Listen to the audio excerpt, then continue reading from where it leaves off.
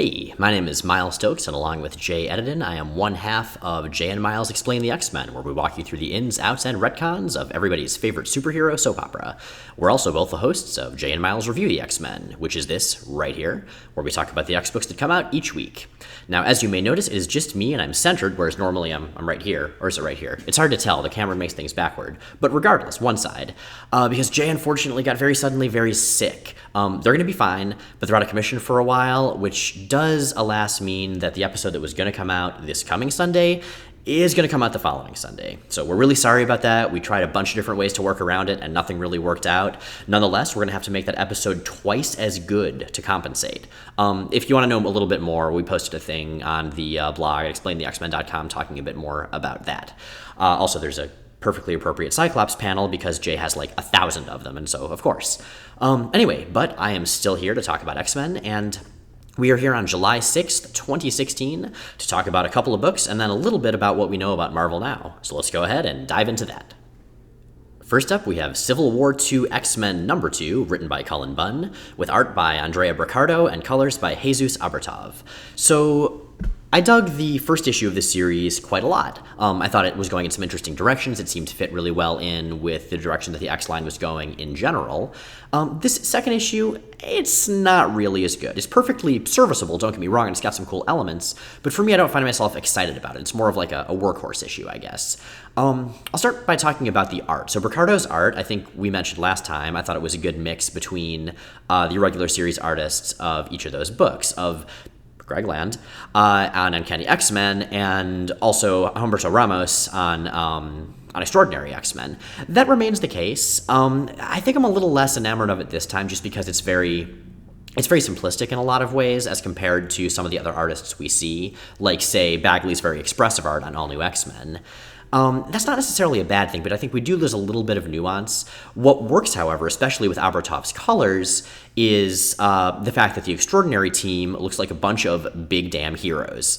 Like, they're bright and shiny and optimistic just in their very appearance. I mean, even characters like Old Man Logan, who are the very incarnation of grizzle. They're just like a grizzle elemental. He's composed of molecules of pure grizzle held together by grizzleness, and like also scars that go across an eye but don't actually get rid of the eye. You get the idea. So that I kind of like, and Magneto's team still seems appropriately darkety, albeit a little more clean-cut with fewer, lines and stuff in the art than I would like.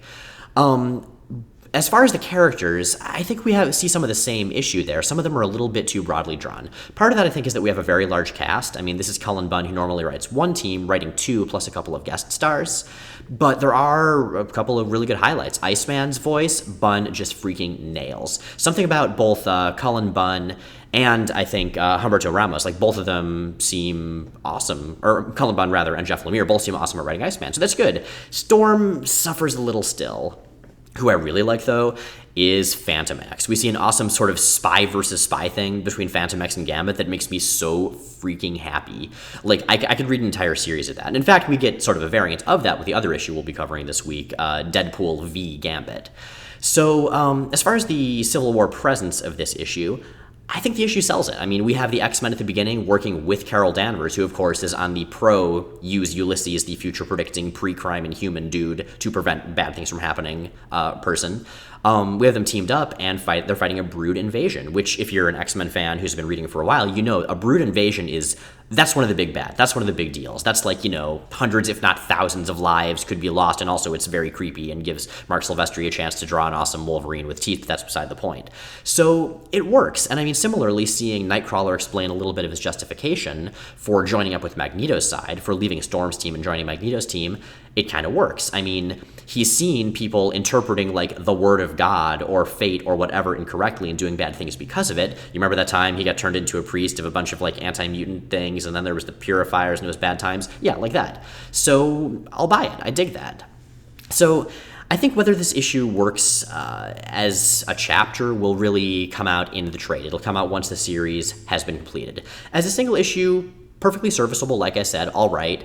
Nothing special in the way that I felt the first one was, but if it helps progress the story towards something that really works out, I'll be totally down with that. So fingers crossed in that direction. Our second book this week is Deadpool V Gambit #2, written by Ben Acker and Ben Blacker, with art by Danilo Beyruth and colors by Chris Peter. So I wasn't here when we covered Deadpool V Gambit number 1, although I did read it and enjoy the hell out of it. I'm very excited I get to talk about this issue because who I'm not a Deadpool fan, I've been very clear about that, I love this issue so much. Like, who knew that a heist series between Deadpool and Gambit was exactly what the world needed? In hindsight, it makes perfect sense, of course, because we have Gambit as basically the straight man. He's like the kind of laid back, a little bit sleazy, but, very effective seducer, spy, thief, etc. And Deadpool, of course, is Deadpool, breaking the fourth wall left and right and being effective but ridiculous while doing so.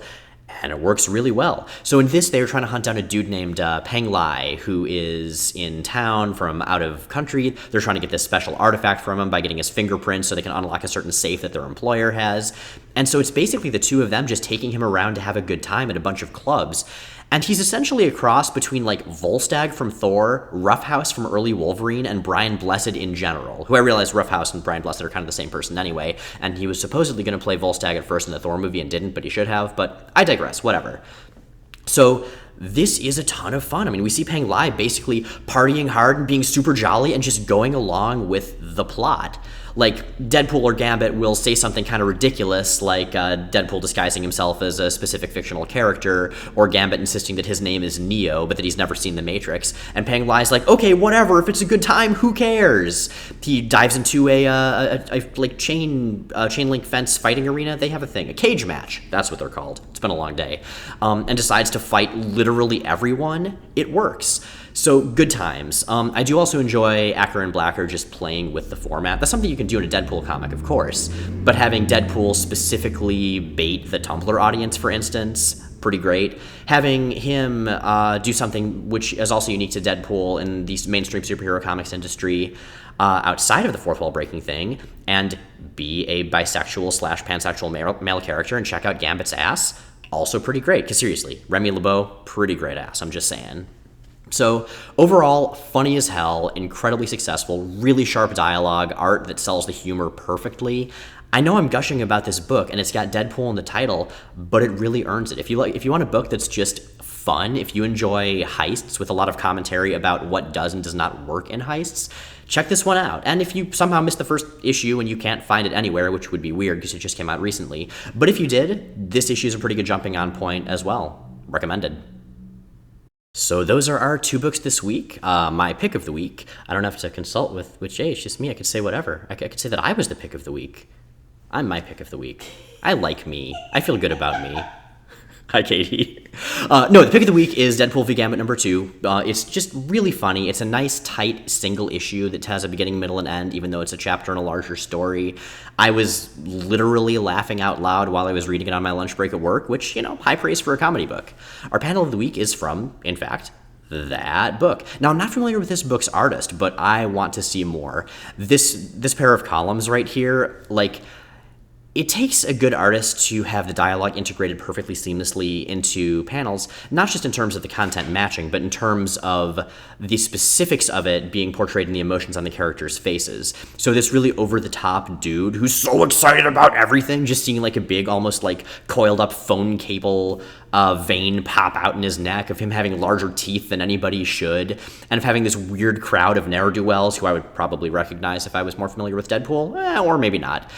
It's just a good comedic pair of columns. Also, I want to yell those lines all the time, and perhaps I shall.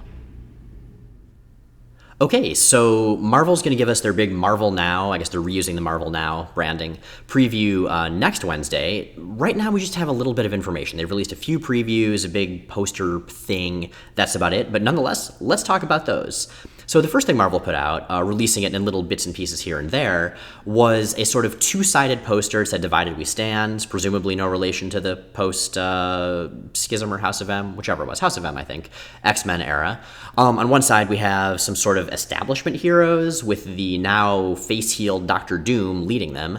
On the other side, we have some more rebellious, I guess, heroes with Riri, the new War Machine / Iron Man, leading them.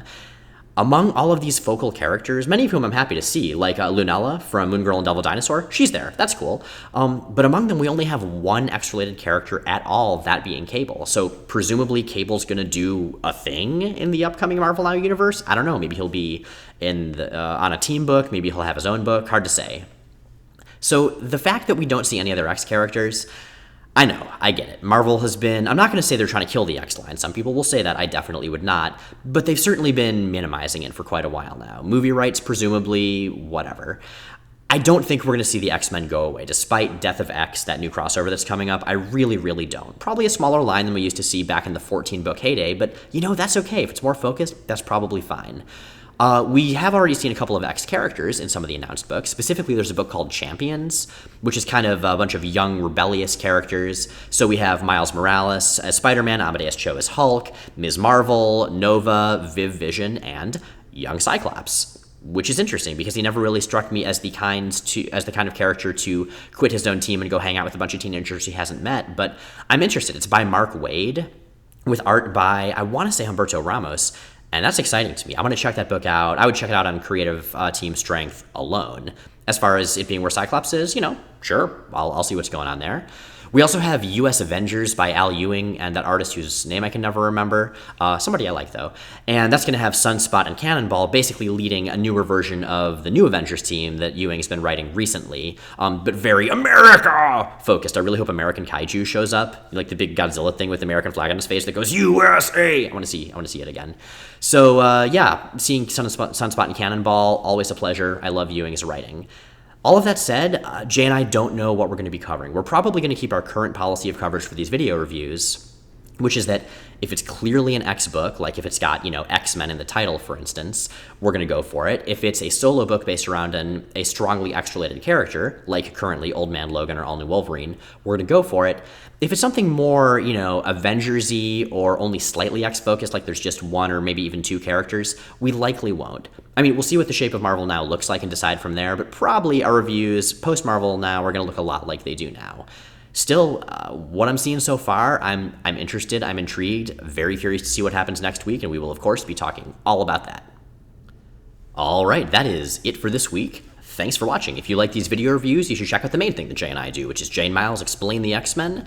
That goes up on Sundays at explainthexmen.com, iTunes, Stitcher, Google Play, all sorts of exciting things. Check it out. It's really good. I mean, I think it's really good. I like it a lot.